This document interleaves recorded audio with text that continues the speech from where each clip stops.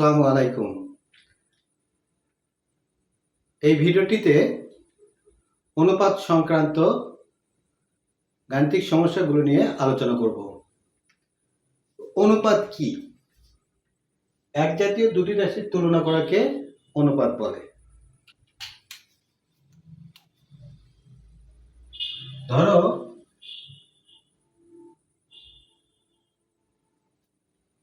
এক জাতীয় দুটি রাশির তুলনা করাকে অনুপাত বলে। যেমন রনির বয়স 50 বছর, সনির বয়স 30 বছর। তো রনি এবং সনির বয়সের মধ্যে যদি তুলনা করা হয় যে কার বয়স, মানে রনির বয়স সনির বয়সের কত গুণ বেশি, তাহলে আমরা কি করব? রনির বয়স নিচে টান দিয়ে লিখবো সনির বয়স সমান এই পাশে আমরা লিখব 50/3। রনির বয়স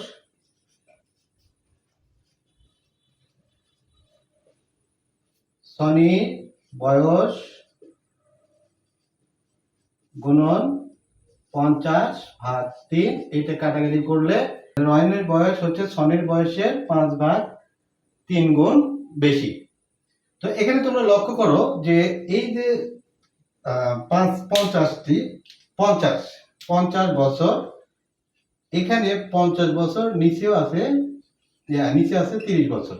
তবে এই বছর আর বছর যদি কেটে দিই তাহলে কিন্তু এখানে এককটা থাকে না।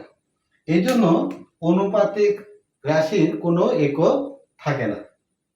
তাহলে অনুপাতিক রাশির কি থাকে না? কোনো একক থাকে না। আচ্ছা, আর কি? অনুপাতিক রাশির উপরের যে অংশ সেটাকে বলা হয় লব, নিচের যে অংশ সেটাকে বলা হয় হর। তাহলে অনুপাত একটি কিন্তু ভগ্নাংশ। সুতরাং আমরা বলতে পারি যে ভগ্নাংশ এক ধরনের অনুপাত। ভগ্নাংশ এক ধরনের অনুপাত।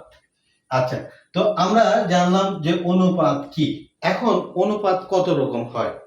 সরল অনুপাত, লঘু অনুপাত, গুরু অনুপাত, ব্যস্ত অনুপাত, একক অনুপাত, সমানুপাত, ধারাবাহিক অনুপাত, আরো আছে ক্রমিক সমানুপাত। হ্যাঁ, তো এইরকম যে অনুপাতগুলো আছে, প্রত্যেকটা অনুপাতের কিন্তু মান জানা লাগবে আমাদের। যেমন সরল অনুপাত, যদি একটা অনুপাতের দুইটি রাশি থাকে তাহলে আমরা সেই অনুপাতকে বলবো সরল অনুপাত।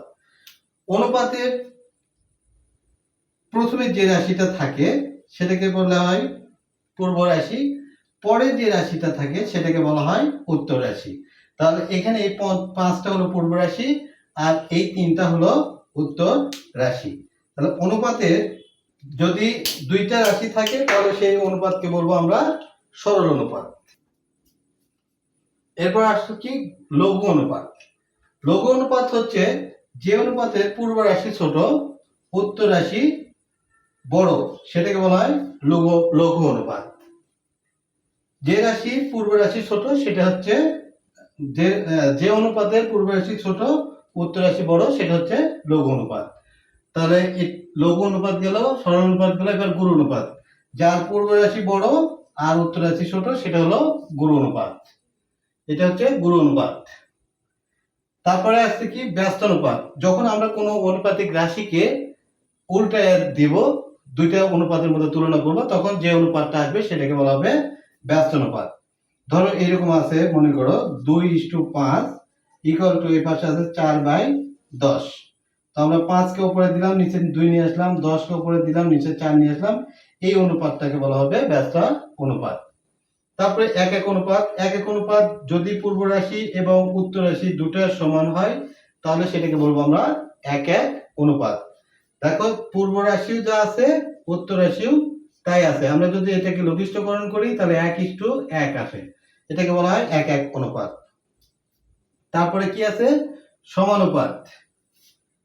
সমানুপাত যদি আমরা কোন অনুপাতের পূর্ব রাশির সাথে যত সংখ্যা গুণ করব উত্তর রাশির সাথেও তত সংখ্যা গুণ করি, তাহলে এদের অনুপাতের কি হয় না, মানের কোনো পরিবর্তন হয় না। যেমন এখানে ধরো 5:3 আছে, আমরা যদি 10:6 লিখি, তাহলে এই 10:6 হচ্ছে 5:6 এর একটি সমানুপাত।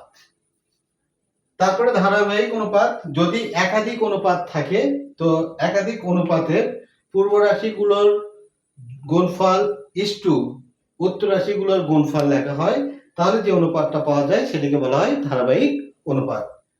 তো আজকে এই পর্যন্তই তোমাদের জন্য থাকছে, এরপরে আমি গাণিতিক সমস্যার সমাধান করা নিয়ে আলোচনা করব। তো সবাই ভালো থেকো, সুস্থ থেকো, আল্লাহ হাফেজ।